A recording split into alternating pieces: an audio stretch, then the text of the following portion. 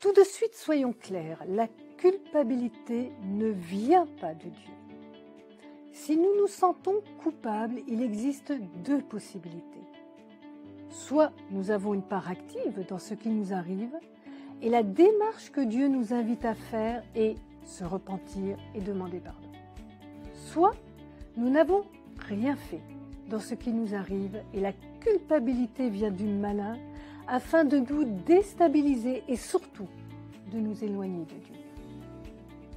La question que nous nous posons lorsque nous tombons malades est « Pourquoi ?» et surtout « Pourquoi moi ?» J'ai envie de dire « Et pourquoi pas moi ?» Cherchons dans les origines et plongeons dans la Bible.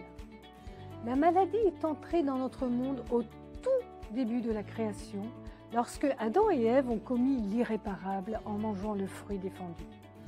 La souffrance, la pénibilité du travail ont, à partir de ce jour-là, fait partie de notre vie. La maladie n'en est que la conséquence, le résultat, l'héritage d'un démarrage raté de la vie humaine. Certes, il arrive que la maladie soit le résultat de comportements erronés de notre part, mais ce n'est de loin pas systématique. Mais alors, pourquoi la maladie? Est-ce une punition de Dieu? Non.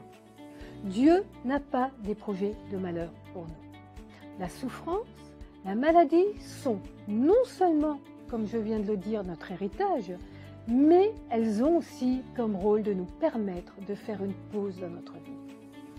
Et ce temps mis à part donne la possibilité à la personne touchée dans son corps de se tourner vers Dieu, si elle le veut, afin soit d'approfondir sa relation avec lui, comme cela a été le cas pour moi, soit de permettre de faire un pas vers lui et de rétablir cette séparation qui a eu lieu au tout début de notre humanité.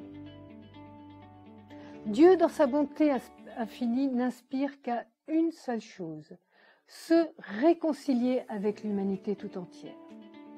Seulement, pris dans le tourbillon de notre quotidien, tant que tout va bien, rares sont les personnes qui se tournent naturellement et spontanément vers Dieu. Seule l'épreuve fait réagir l'individu. Bien souvent d'ailleurs en exprimant plus sa rébellion, sa colère que toute autre chose. Mais même dans notre colère, Dieu peut venir à notre secours si nous le laissons entrer dans nos vies. La maladie? Une punition? Non. La maladie, une opportunité de rencontrer ou de développer ses relations avec Dieu. Oui.